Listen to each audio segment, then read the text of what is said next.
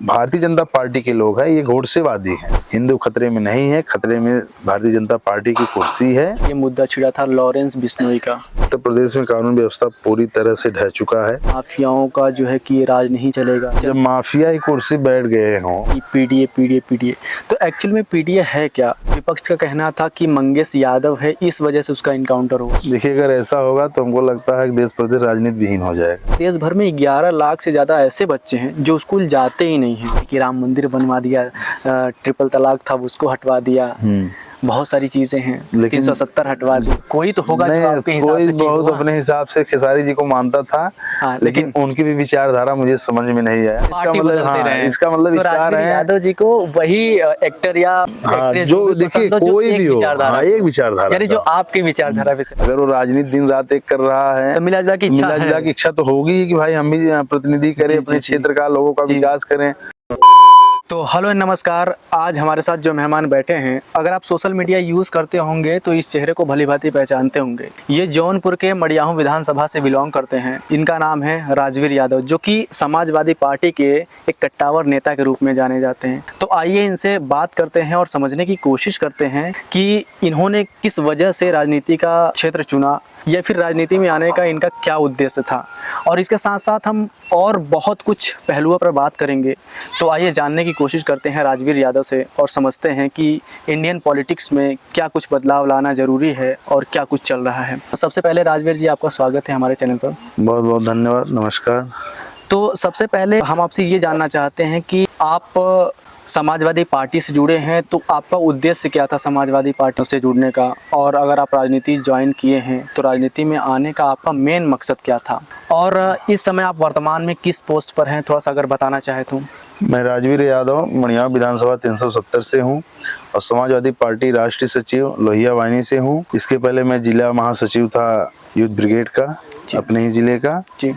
Samajwadi party से जुड़ने का मुख्य उद्देश्य ये था कि समाजवादी पार्टी के संस्थापक जो इस धरती पे अब नहीं हैं, लेकिन उनको एक उपाधि दी गई है धरती पुत्र और नेताजी, जो लगातार अपने जीवन काल में बहुत संघर्ष करके इस पार्टी को खड़ा किया है। और उन्होंने हमेशा किसान, मजदूर, गरीब, दबे कुचले, अल्पसंख्यक, कह लीजिए असहायों की लड़ाई हमेशा जमीन से लेकर सदन तक लड़ने का काम किया है। तो समाजवादी पार्टी सदैव से दबे कुचले, अल्पसंख्यक, बैकवर्ड, दलित सभी को, हर एक वर्ग को लेके चलने का काम करती है जी। हम आपसे ये जानना चाहते हैं कि जब आपने राजनीति का रास्ता चुना तो आपके लाइफ में ऐसा क्या मोड़ आया जिस वजह से आपने राजनीति का ही क्षेत्र चुना? 2017 में हमारे साथ एक ऐसी घटना घटी जिसमें विरोधी लोग लग के इस प्रकार से हमें बझाना या परिवार को उलझाना चाहें, तो हमें लगा कि कहीं ना कहीं इसी प्रकार से हमारी तरह कोई ना कोई परेशान होता होगा, जो पुलिस के चक्कर लगाते होंगे, तमाम जो छुटपटिया नेता हैं उनके चक्कर लगाते होंगे, परेशानी झेलते हैं। हाँ। तो हमें लगा कि आज मैं परेशान हो रहा हूं, तो कहीं ना कहीं हमें राजनीति में रहना चाहिए। और इस प्रकार से अगर कभी कोई घटना हमारे संज्ञान में होती है, अगर होता है, तो मैं उस भाई, उस बहन को, उस परिवार को न्याय दिलाने का काम करूंगा। मेरा मुख्य उद्देश्य यही था। मान लीजिए कि अगर हम आपसे 1-2 सालों बाद, विधानसभा चुनाव है 2027 में उत्तर प्रदेश का, अगर हम उसके बाद आपसे बात करते हैं तो क्या संभावना है कि आप माननीय हो जाएंगे? देखिए, अगर राजनीति कोई भी करता है उसका एक सपना होता है, या कोई भी कार्य कोई करता हो, चाहे वो खेल का हो, चाहे पढ़ाई का हो, तो उसका एक उद्देश्य, एक लक्ष्य होता है कि मैं IAS PCS डॉक्टर बनूंगा, मैं क्रिकेटर, मैं बैडमिंटन खेलूंगा, अच्छे अपने देश के लिए काम करूंगा। तो राजनीति में अगर मैं हूं तो मेरी भी इच्छा है समाज सेवा करूं, एक प्रतिनिधि बन के जाऊं, लोगों की सेवा करने में उसमें आसानी होगी जी। बिल्कुल, क्योंकि प्रतिनिधि अगर आप रहेंगे तो आपके पास पावर रहेगा। हाँ। आप लोगों की आवाज और अच्छे से उठा सकते हैं। तो मेरी इच्छा तो है ही है कि मैं भी विधायक बनूं मडियाहू से। अच्छा, तो राजवीर जी, मैं आपसे ये जानना चाहता हूँ कि इस समय जो हमारी भारतीय राजनीति है, जो भी उसका आधार है उसको छोड़ करके और दिशा में चल रही है, जैसे आपका हिंदू मुस्लिम हुआ, मंदिर मस्जिद हुआ, हमारे भारतीय राजनीति का ये बेस बनता जा रहा है जी। तो आपको क्या लगता है कि ये जिस तरीके से चल रहा है राजनीति, ये सही है या फिर इसमें कुछ बदलाव करने की ज़रूरत है? देखिए, जब से भारतीय जनता पार्टी के लोग आए हैं, ये हमारे देश प्रदेश को केवल डरवा कर सत्ता बनाते चले जा रहे हैं। जब देश के प्रधानमंत्री जो 2014 के पहले बड़े बड़े मंचों पे भाषण दिया करते थे, तब महंगाई बेरोजगारी का आलाप लपे थे उन्होंने। तो यही देश के नौजवानों ने पूरी तन्मयता से लोगों ने मिलकर उनको प्रधानमंत्री बनाया। फिर उन्होंने 2014 के बाद जब 19 में चुनाव हुआ, फिर उन्होंने पुलवामा ऐसा अटैक करवाया अपने नौजवानों के ऊपर, उनकी 100 पे लाश रख के देश का प्रधानमंत्री फिर नरेंद्र मोदी बने। तो कहने का मतलब जी कहने का मतलब ये है। और तीसरी बात 2024 में 2 बैसाखी पे हैं वो, चाहे जब भी सरकार उनकी गिर सकती है। नीतीश और नायडू जी दोनों तरफ उनकी बैसाखी लगी हुई है। भारतीय जनता पार्टी के लोग हैं, ये घोड़सेवादी हैं। महात्मा गांधी का फोटो लगा के पूजा एक तरफ करेंगे, एक तरफ उनके ही लोग उनको चप्पल मारने का काम करते हैं। तो कहने का मतलब ये है कि ये लोग हमारे देश में हिंसा फैलाने का काम करते हैं, हिंदू मुस्लिम करने का काम करते हैं, क्योंकि इनके पास कोई एजेंडा नहीं है, ना तो ये विकास का काम करते हैं, ये केवल राज करते हैं हिंदू मुस्लिम के एजेंडे पे। प्रधानमंत्री जी जो हैं उनके चेहरे पे सिकरन तक नहीं आती। मणिपुर की घटना, संबल की घटना, तमाम ऐसी घटनाएं हो गई, बहराइच से भी हुई, तमाम ऐसे देश में आग जलते रहे, लोग मरते रहे, लेकिन देश का प्रधानमंत्री केवल सूट बदलने में मस्त है और बड़े बड़े लोगों से मिलने में मस्त है। यहाँ तक अडानी अंबानी को बचाने में केवल मस्त है। और अगर आप हमारे प्रधानमंत्री मोदी जी को कुछ एडवाइस देना चाहें इस मैटर पर, जो हिंदू मुस्लिम हो रहा है भारतीय राजनीति में, मंदिर मस्जिद की लड़ाई चल रही है, जिसमें बहराइच और संभल जैसी घटनाएं हो जा रही हैं, तो इस पे आप क्या कहना चाहेंगे? मैं देश के प्रधानमंत्री जी को यही कहूँगा कि नौजवानों का जीवन खतरे में है। आप आए तो जो हर साल वैकेंसियाँ सेंट्रल गवर्नमेंट की तरफ से निकलती थी वो भी बंद हो गई। आज हमारा नौजवान, जो आपने वादा किया था नौजवानों से कि हर साल 2 करोड़ रोजगार देंगे, रोजगार तो आप दिए नहीं, लगातार छीनने का काम कर रहे हैं। ऊपर से जो हमारे देश की सरकारी संस्थाएं थी, आप अडानी अंबानी और प्राइवेट हाथों में बेचने का काम कर रहे हैं। अभी हमने देखा है कि जितने भी समाजवादी के नेता हैं, समाजवादी पार्टी का एक ही नारा होता है कि पीडीए पीडीए पीडीए। तो एक्चुअल में पीडीए है क्या और ये किस तरीके से वर्क करता है, ये क्या चीज है? ये पीडीए तो हमारे श्रद्धेय नेताजी बहुत पहले से लेके चलते थे। पीडीए, पी का मतलब पिछड़ा, डी के मतलब दलित होता है, ए का मतलब अल्पसंख्यक, आधी आबादी, और उसमें अगड़े अमीर भी होते हैं। लोकसभा का चुनाव हुआ 2024 का, तो कांग्रेस से गठबंधन में 62 सीटों पे हम लोगों ने लड़ा था, जिसपे से 37 सीटों पे हम लोगों ने जीत दर्ज किया। तो सबसे ज्यादा पीडीए को टिकट देने का काम अगर किसी ने किया तो हमारे अखिलेश यादव जी ने किया था। और उसमें सबसे ज्यादा, अगर आज 37 जो सांसद हैं, सबसे ज्यादा कुर्मी समाज, पटेल समाज के लोग हैं, और उसमें मौर्य, पिछड़ी जाति मौर्य भी हैं।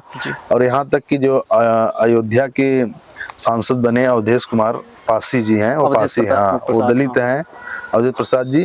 तो कहने का मतलब ये है कि अगर पीडीए का सही रूप से जो मायने होता है, हमारे अखिलेश यादव जी ने लोगों को टिकट देकर उनकी भागीदारी सुनिश्चित किया था। मतलब यही फायदा हुआ है पीडीए का। जी। अभी कुछ दिन पहले ये मुद्दा छिड़ा था लॉरेंस बिश्नोई का, जी आप परिचित हैं इससे? जी। तो उसमें ये मैटर था कि कहीं भी किसी को भी धमकी दे दिया जा रहा था, चाहे वो राजनेता हो, चाहे वो बॉलीवुड का कोई एक्टर हो, बड़ा एक्टर। तो हमारे देश का कानून व्यवस्था में इसकी कमी है या फिर आपको क्या लगता है इस बारे में? आपको पता होगा कहीं कि हमारे यहाँ के मुन्ना बजरंगी थे जी, जेल में मारे गए थे। ठीक, तो कहने का मतलब ये है कि उत्तर प्रदेश में कानून व्यवस्था पूरी तरह से ढह चुका है। आए दिन लूटपाट, हत्या, बलात्कार का मामला चलता रहा है। तमाम ऐसी ऐसी घटनाएं हो जा रही हैं जिससे आज हमारे प्रदेश में लोगों के अंदर भय बना हुआ है, डरे हुए हैं। जितने योगी जी के समर्थक है, सब कहते हैं कि माफियाओं का जो है कि राज नहीं चलेगा, न तो गुंडा राज चलेगा, लेकिन फिर भी हत्याएं, अपहरण, ये सब अब जब माफिया ही कुर्सी बैठ गए हों जी, अपने ऊपर जो भी क्रिमिनल केस थे, बहुत बड़ी बात कह रहे हैं आप। जी, योगी जी खुद ही माफिया थे जी, उनके ऊपर 10 क्रिमिनल केस थे, खुद हटा के जब वो बैठ गए हैं तो माफिया खुद ही अब राज कर रहे हैं। तो भाई आए दिन ऐसी घटनाएं होंगी ही। जी। और आप रिपोर्ट उठाकर देख लीजिए कौन माफिया भगा है कौन नहीं भगा है। इनके पक्ष में जो नहीं रहता है उसको ये लोग मरवा देते हैं या जो भी करवा देते हैं। और इनके माफिया तमाम ऐसे मैं नाम गिनवा दूंगा, अभी माफिया टहल रहे हैं, घूम रहे हैं। लेकिन एक चीज़ और देखा गया था कि जो मंगेश यादव का केस हुआ था, उसका इनकाउंटर हुआ था, तो विपक्ष का कहना था कि मंगेश यादव है इस वजह से उसका इनकाउंटर हुआ है। लेकिन उसके बाद फिर एक कोई थे अपर कास्ट के, उनका भी इनकाउंटर हुआ। तो इस हिसाब से देखिए, देखा जाए खून तो से खून धुलेंगे तो धुलेगा नहीं। जी। ठीक, शाही जी थे जिन्होंने इनकाउंटर का अपने ऊपर बीड़ा लिया था। कुछ दिन पहले उनकी वाइफ जो है कि भाजपा की महिला के कुछ पद पाई थी। हाँ। तो उन्होंने योगी जी के सामने अपनी वाहवाही लेने के लिए सुल्तानपुर में डकैती हुई थी। इकलौता लड़का था, उसको उठाकर मार दिए और झूठा दिखा दिए कि डकैती में, बस खैर वो था नहीं, उसके घर वाले भी। हाँ, और उसके घर में जो देखा गया, घर की आर्थिक हालत स्थिति बहुत बुरा था। हमारे एक मित्र हैं वो गए। अब ये मामला इतना उठ गया कि हम लोगों ने मंगेश यादव की बहुत मदद कराई, लोगों के जरिए जो भी हो सका हम लोगों ने बहुत मदद कराई।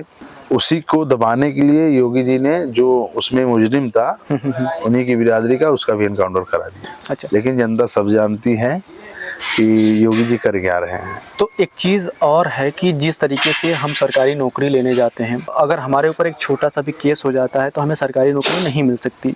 लेकिन इतने बड़े बड़े पॉलिटिशियन, इतना उन्होंने क्राइम किया हुआ है, सबको पता है कि इनके ऊपर केस हुआ है, लेकिन फिर भी उन्हें चुनाव लड़ने का अधिकार मिला हुआ है। तो आपको लगता नहीं कि इस चीज़ को बंद कर दिया जाना चाहिए कि जितने भी नेता लोग हैं जिनके ऊपर कोई भी मुकदमा केस हुआ है, जिस तरीके से छात्रों के लिए है नियम, वही नियम नेताओं के लिए नहीं हो सकता? देखिए, अगर ऐसा होगा तो हमको लगता है कि देश प्रदेश राजनीति विहीन हो जाएगा जी। क्योंकि राजनीति में मैक्सिमम लोग ऐसे ही हैं। अरे अभी एक रिपोर्ट आई थी जिसमें 40% सिटिंग एमपीज ऐसे हैं जिनके ऊपर क्रिमिनल केसेस हैं। जी, ऐसे यही तो देश का दुर्भाग्य है कि अगर आपको आईएएस से सरकारी नौकरी लेना है तो आपके ऊपर कोई ऐसा केस ना हो। और वो जो लोग ये सब सरकारी नौकरियां पारित कराते हैं उनके ऊपर चाहे जो भी हो। जी। ये तो देश का दुर्भाग्य है। इसमें आपको लगता है कि ये इसमें बदलना चाहिए? बदलाव तो होना चाहिए, लेकिन हमको नहीं लगता कि ये बदलाव हो पाएगा। क्योंकि मैं बता रहा हूँ ना, अगर ऐसा होगा तो सीधे साधे लोग चुनाव तो लड़ नहीं पाएंगे। बिल्कुल नहीं। ठीक, उनके तो पास हाँ, तो हमको लगता है कि फिर ये सत्ता विहीन हो जाएंगे। मतलब आपके कहने का मतलब है कि चुनाव लड़ने के लिए पावर का थोड़ा होना जरूरी है। बहुत जरूरी है। विदाउट पावर आप पॉलिटिशियन नहीं बन सकते। विदाउट पावर मतलब, पावर का मतलब ये होता है कि उनके पास जनता का पावर होना चाहिए। और जितने लोग क्रिमिनल हैं, जनता का पावर। अब क्रिमिनल लोग तो फिर जो सत्ता संरक्षित इस समय है तो सत्ता के संरक्षण में होकर क्रिमिनल बन के काम कर रहे हैं। अच्छा, अभी एक चीज शिक्षा की बात की जाए तो यूडीएससी की रिपोर्ट थी 2018 से 2020 के बीच में करीब 50,000 से ज़्यादा सरकारी स्कूलों को बंद कर दिया गया। इसके बाद फिर नवंबर में रिपोर्ट आती है कि उत्तर प्रदेश के 27,000 से ज़्यादा सरकारी स्कूलों को बंद कर दिया जाएगा। रीज़न, जिन स्कूल में 50 से कम बच्चे हैं उन स्कूलों पर ताला लगा दिया जाएगा। और इसके बाद केंद्रीय शिक्षा राज्य मंत्री जयंत चौधरी ने बताया कि पूरे देश भर में 11 लाख से ज़्यादा ऐसे बच्चे हैं जो स्कूल जाते ही नहीं हैं। उत्तर प्रदेश में तो 7 लाख से ज़्यादा बच्चे हैं जो स्कूल नहीं जाते हैं। जी। कहने का मतलब, जिस तरीके से बच्चों को शिक्षा से दूर किया जा रहा है, आपको क्या लगता है ये फ्यूचर में क्या इसका इम्पैक्ट पड़ेगा? देखिए, मैं बता दूं, शिक्षा के ऊपर ये लोग जोर नहीं देते क्योंकि प्राइमरी स्कूल में किसके बच्चे पढ़ने जाते हैं? अब बताइए, सबसे ज्यादा दलित और बैकवर्ड के बच्चे जाते हैं। ये लोग इसलिए बंद कर रहे हैं कि जो भी, इसे भी इन्होंने बोला कि हमारे पास पैसा नहीं है, हम इसलिए बंद कर रहे हैं। हाँ। ठीक, अब सोचिए, थोड़ी सी नजर हटी क्या, इन लोगों ने 7 लाख बच्चों को शिक्षा से दूर कर दिया। सिर्फ उत्तर प्रदेश बात कर रहा हूँ। ठीक, तो कहने का मतलब ये है कि भारतीय जनता पार्टी केवल अपना विकास कर रही है, अपनी बड़े बड़े कार्यालय बनवा रही है। कि देखिए, भारतीय जनता पार्टी कभी दलित और बैकवर्डों का भला नहीं चाहती है। और वो जानती है कि अगर दलित बैकवर्ड लोग शिक्षित हो जाएंगे तो चौराहा चट्टी पे अपना हक अधिकार मांगने लगेंगे। इसलिए शिक्षा से वंचित करने का इनका पहले से ही ये एजेंडा है, मुख्य उद्देश्य इनका यही है, आरएसएस का। और अभी जो एक बात कही जा रही है कि हिंदू खतरे में है, तो इस पर आपके व्यक्तिगत विचार क्या है? देखिए, आज देश का प्रधानमंत्री, राष्ट्रपति, मुख्यमंत्री उत्तर प्रदेश का सभी हिंदू हैं। ठीक, और जब सभी लोग हिंदू सरकार सत्ता चला रहे हैं तो हिंदू कहाँ से खतरे में है? जी। जब देश का प्रधानमंत्री एक पंजाबी थे, उस समय राष्ट्रपति मुस्लिम थे और ऐसे तमाम लोग थे, तब हिंदू खतरे में नहीं था। जी, सिख वही बता रहे हैं। तो उस समय हिंदू खतरे में नहीं था। लेकिन दुर्भाग्य की बात है, हमारे देश की जनता को सोचने वाली बात है कि आज देश का प्रधानमंत्री, गृह मंत्री से लेके रक्षा मंत्री से लेके राष्ट्रपति से लेके सभी हिंदू हैं, लेकिन आज हिंदू खतरे में है। हिंदू खतरे में नहीं है, खतरे में भारतीय जनता पार्टी की कुर्सी है। और इसलिए ये लोग हमें और आपको, हमारी और आपकी आस्था से डरवाने और दिखाने का काम कर रहे हैं। हमें एक तरीके से कह ले कि यूज कर रहे हैं हिंदू मुस्लिम हाँ के मुद्दों में बिल्कुल, फंसा। यही इनका एक एजेंडा है। अच्छा राजवीर जी, आपके हिसाब से अगर मैं आपसे कुछ व्यक्तिगत सवाल करूं तो आपके हिसाब से कोई पार्टी बुरी या अच्छी होती है, या फिर उसमें जो लोग होते हैं वो अच्छे या बुरे होते हैं? देखिए, भारतीय जनता पार्टी में अटल बिहारी नहीं, अटल बिहारी वाजपेयी जी भी थे। ठीक, बहुत ऐसे नेता थे जो बहुत अच्छे थे। हाँ। उन्होंने कभी ऐसी राजनीति, गंदी राजनीति नहीं की थी। पार्टियां बुरी नहीं होती हैं, जो भी काम करेगा देश के विकास के लिए काम करेगा, प्रदेश के विकास के लिए काम करेगा। बीजेपी में कोई एक ऐसा नेता है जो पसंद हो? कोई एक नेता पूरे बीजेपी पार्टी में? पसंद में थोड़ा थोड़ा है नितिन गडकरी जी। नितिन गडकरी जी, क्यों पसंद है वो आपको?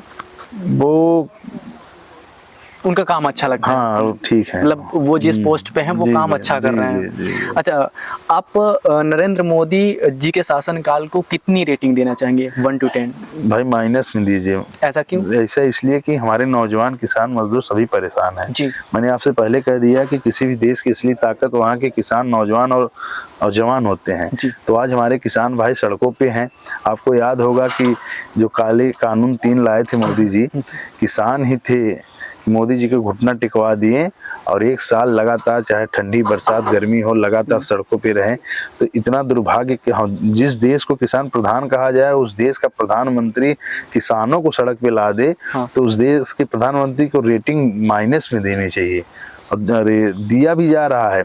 अगर आज मोदी के पास आज ये सत्ता में न रहे और इनके पास सारी जो भी सरकारी यंत्र हैं, तंत्र हैं, न रहें, तो इनको कोई पूछने वाला नहीं होगा। और ये खुद अपना, जो हर बार लोकसभा कितने लाखों से जीतते थे, आज हारते हारते बचे हैं। जी। पूरी ताकत लगा दिए हैं। तो मोदी जी की जो लोकप्रियता थी और जो इन्होंने हिटलर शाही दिखा दिया, वो पूरी जनता अच्छे से जानती है।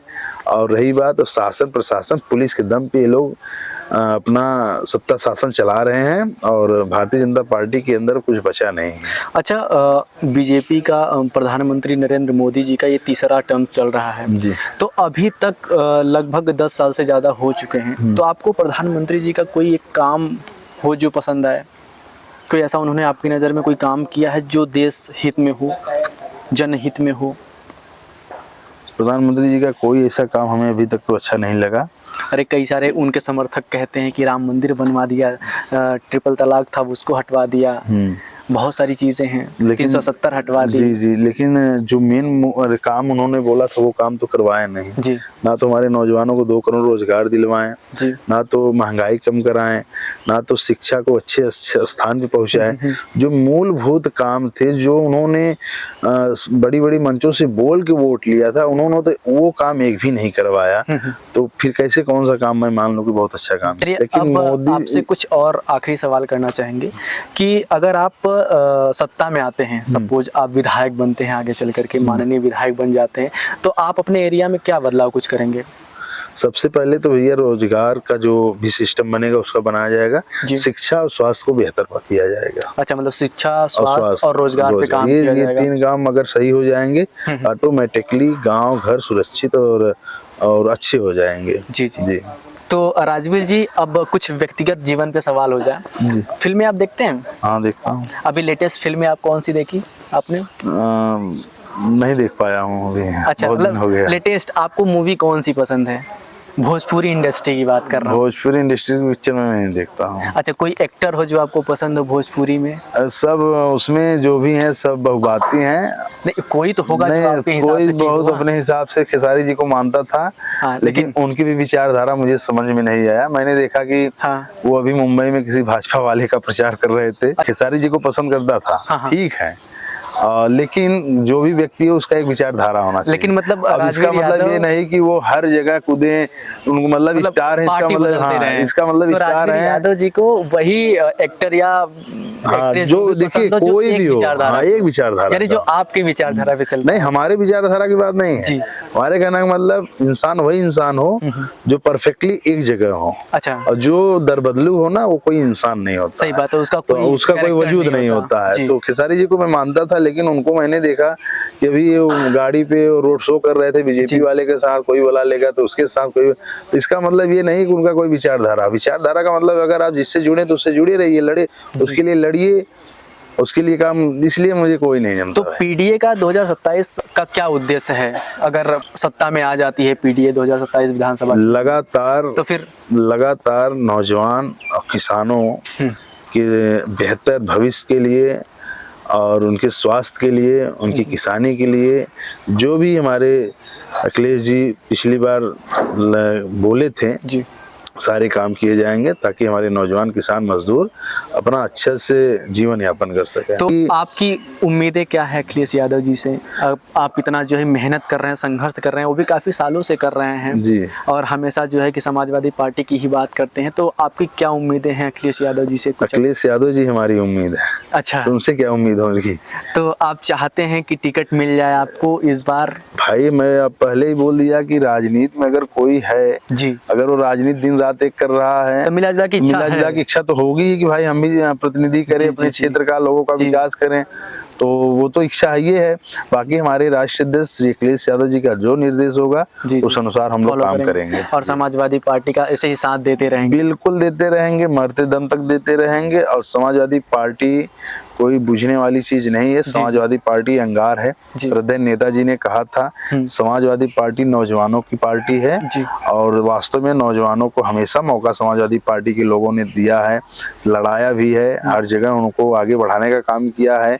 चाहे पीडीए का जो नारा है उसमें हमेशा समाजवादी पार्टी ने लोगों को भागीदारी दिया है। तो समाजवादी पार्टी का जो भी निर्णय रहता है हमेशा माना जाता है, और लोग इस बार 2027 में समाजवादी पार्टी की सरकार बनेगी, अखिलेश यादव इस सूबे के मुख्यमंत्री जब बनेंगे, जिस प्रकार से 2012 से 17 तक हमारा देश हमारा प्रदेश विकास के रास्ते पे जाता था, तो उसी प्रकार से हमारा 2027 के बाद भी हमारा प्रदेश विकास के रास्ते जाएगा। जी, चलिए, आपने हमें समय दिया, बहुत बहुत शुक्रिया उसके लिए। धन्यवाद। और आप लोग बने रहिए, अगले वीडियो में हम फिर मिलेंगे किसी और महान हस्ती के साथ, ऐसे ही बातचीत करेंगे, अन्य पहलुओं पर बातें करेंगे, किस तरीके से राजनीति में क्या बदलाव होना चाहिए, क्या कुछ होगा।